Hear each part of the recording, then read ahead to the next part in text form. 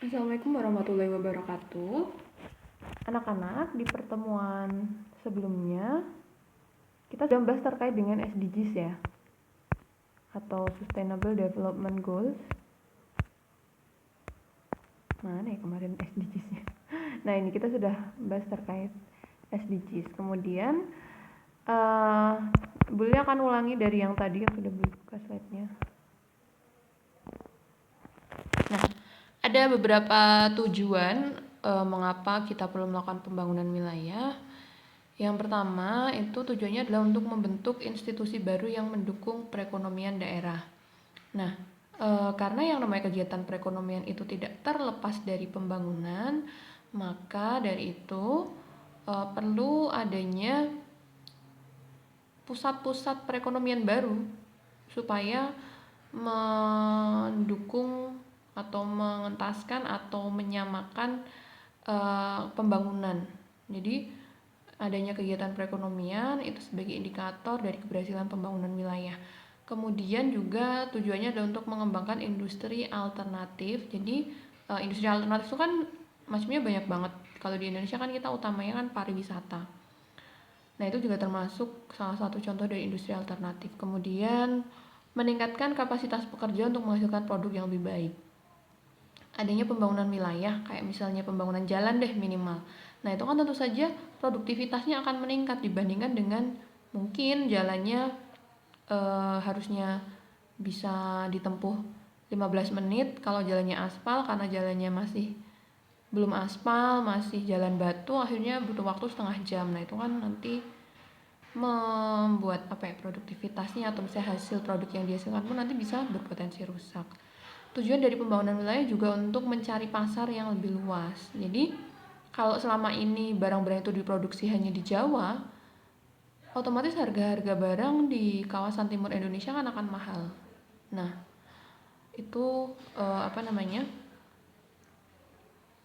akan menyebabkan minim yang beli gitu loh, karena harganya mahal jadi kayak malas lah beli gitu.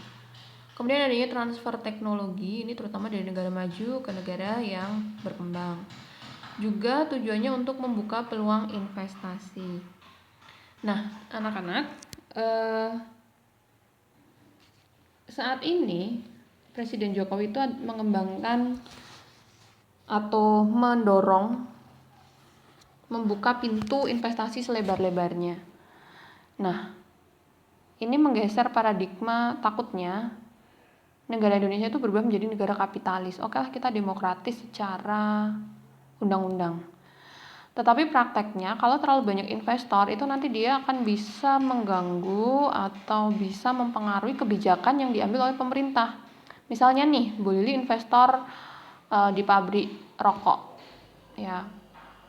Terus Indonesia ini mau menerapkan peraturan tidak boleh merokok di ruang terbuka. Jadi kalau di negara-negara maju tuh kayak di Korea, merokok di area umum itu adalah hal yang tabu, nggak boleh, karena di sana nggak boleh merokok. Jadi boleh merokok tapi di smoking area khusus gitu ya.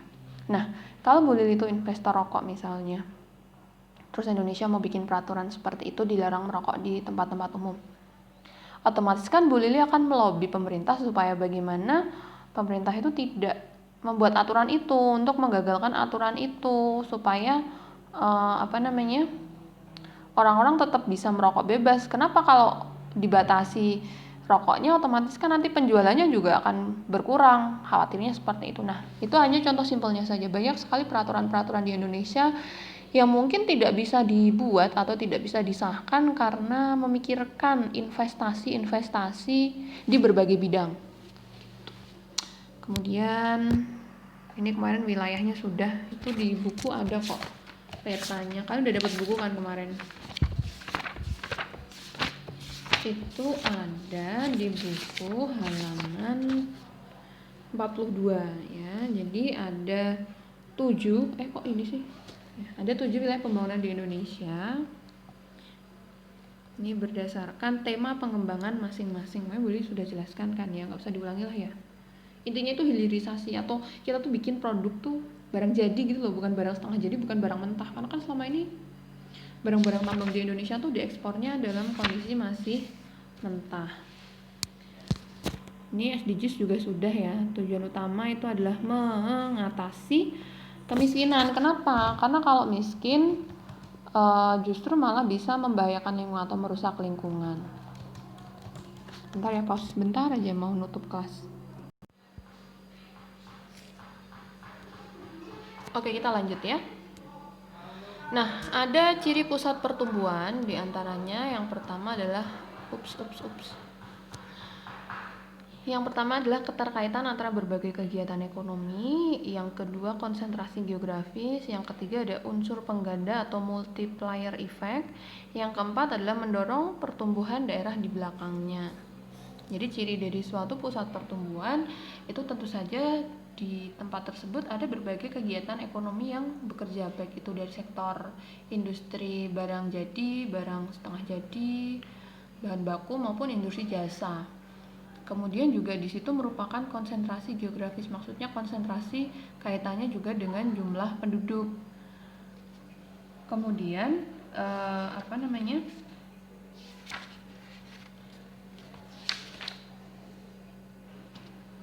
unsur pengganda yang dimaksudkan di sini atau multiplier effect ini adalah unsur yang diciptakan oleh sektor-sektor yang saling terkait dan saling mendukung. Misalnya pembangunan industri baru itu membutuhkan pekerja konstruksi yang membutuhkan perumahan, jasa, kemudian juga pendidikan. Kemudian mendorong pertumbuhan daerah di belakangnya untuk mengembangkan dirinya. Jadi wilayah-wilayah industri itu membutuhkan bahan baku dari wilayah belakangnya yang menyediakan kebutuhan penduduk di wilayah belakangnya.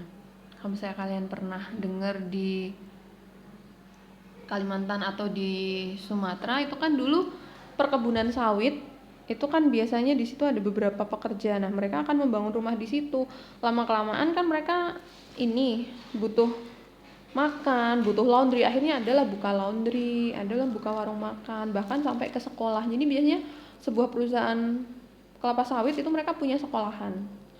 Karena kan perkebunannya luas jauh dari kota. Nah, kalau misalnya mau nyekolahkan anaknya di kota kan jauh, akhirnya bikin sekolah di situ. Udah kerekam kan ya ini? Kemudian kita ke subpoint C, ini perencanaan tata ruang nasional, provinsi, kabupaten, dan kota. Intinya dari setiap rencana tata ruang nasional itu komponennya ada 6 ya. Ada tujuan, rencana struktur ruang wilayah nasional yang meliputi sistem perkotaan nasional, rencana pola ruang wilayah nasional, penetapan kawasan strategis nasional, arahan pemanfaatan ruang wilayah nasional, arahan pengendalian pemanfaatan ruang wilayah nasional. Nah, itu nanti silahkan kalian baca lebih rincinya lagi, ada di halaman 56 sampai dengan halaman, ini agak banyak ya, silahkan kalian baca bukunya, halaman 56 sampai dengan 68 ya. Ini silahkan nanti kalian bikin resume dari halaman 56 sampai dengan 68 terkait dengan rencana tata ruang nasional, provinsi, kabupaten, dan kota. Di situ nanti dijabarkan poin-poinnya dari masing-masing subpoint ini. Nah, sebelum ke penetapan kawasan strategis nasional, ada beberapa aturan kaitannya dengan RT/RW itu sampai halaman 73. Jadi silakan tadi dari halaman 56 sampai 73 ya. Nah, masa berlaku RT/RW itu biasanya 20 tahun dan setiap 5 tahun sekali itu diuji kembali atau ditinjau kembali, disesuaikan. Oh, ini jalan tolnya harusnya dipindah nih, jangan di yang kemarin itu, karena kan nanti ada bencana Merapi, nanti jalannya masa jalan tol ditutup, akhirnya dipindah yang agak jauh dari Merapi. Nah, itu ya, kita ke ini dulu, RT/RW-nya kita selesaikan dulu, baru besok. Oh, ini sekalian aja deh. Kawasan strategis nasional, baru besok yang ini. Kita selesaikan chapter 3 ini. Nah, di chapter 3 ini juga dibahas terkait dengan penetapan kawasan strategis nasional. Di Magelang, di Jawa Tengah deh, tapi di Magelang aja. Di Di Magelang ada salah satu kawasan strategis nasional yang kita kenal sebagai kawasan strategis nasional Candi Borobudur. Nah, sebenarnya ada beberapa pertimbangan kenapa suatu wilayah tersebut ditetapkan sebagai kawasan strategis nasional. Yang pertama itu biasanya untuk pertahanan dan keamanan negara. Misalnya kalau yang kita tahu di Natuna. Nah, di Natuna itu kan berbatasan dengan 4 negara. 4 atau 3 ya, dengan Brunei, Brunei enggak ya, dengan Malaysia, Singapura, dan juga satu lagi mana ya, 2 lagi ding, atau 3. Jadi karena dia ada, maaf ya, bentar. Nah, kita selesaikan segera aja. Nah, selain itu juga bisa untuk pertumbuhan ekonomi, seperti misalnya kalau di Jawa Tengah pertumbuhan ekonominya itu berpusatnya di Semarang. Di sana banyak industri. Kemudian untuk sosial dan budaya itu contohnya Candi Borobudur tadi. Atau misalnya suatu kawasan strategis nasional ditetapkan karena adanya pendayagunaan sumber daya alam atau teknologi tinggi. Kalau di Jawa Tengah ada sumber daya alam minyak bumi misalnya di Cepu, nah itu juga bisa ditetapkan sebagai kawasan strategis nasional. Atau dia ini memiliki fungsi dan daya dukung lingkungan hidup. Misalnya di situ ada konservasi Pulau Komodo. Nah ini kan untuk mendukung konservasi dari spesies tertentu, itu juga bisa ditetapkan sebagai kawasan strategis nasional. Nah, apa tujuannya? Tujuan dari penetapan kawasan strategis nasional itu tentu saja untuk mencapai pemanfaatan sumber daya alam berkelanjutan bagi peningkatan kesejahteraan masyarakat. Kemudian yang kedua, ini untuk meningkatkan keseimbangan dan keserasian perkembangan antar wilayah. Kemudian nomor 3, untuk meningkatkan kemampuan memelihara keamanan negara. Yang keempat, ini adalah meningkatkan kualitas lingkungan hidup. Nomor 5. Nomor 4, mencegah kerusakan fungsi dan tatanan lingkungan. Itu untuk chapter 3 ini. Bu Lili cukupan sekian dulu ya. Nanti tugasnya kalian meresum yang RT RW tadi dari halaman 56 sampai halaman 73 ya. Kemudian tuliskan salah satu bentuk pola ruang yang terdapat di wilayah tempat tinggal Anda. Apakah akibatnya jika perencanaan yang telah disusun tidak terlaksana dengan baik? Jelaskan. Itu ada di halaman 74. Silahkan itu dikerjakan. Dan juga